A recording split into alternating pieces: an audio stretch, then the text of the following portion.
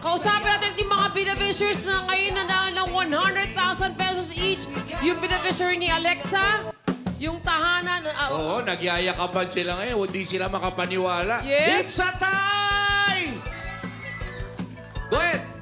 Go ahead. Go ahead po, yung tahanan. Buting natin. Yes, anong masabi nyo?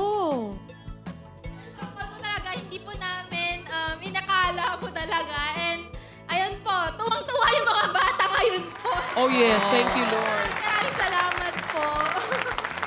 At para kay CJ naman. Maraming salamat. Maraming salamat.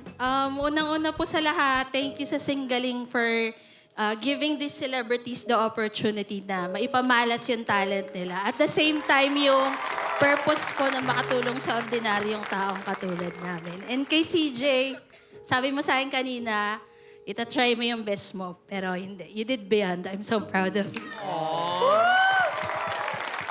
Congratulations sa inyo.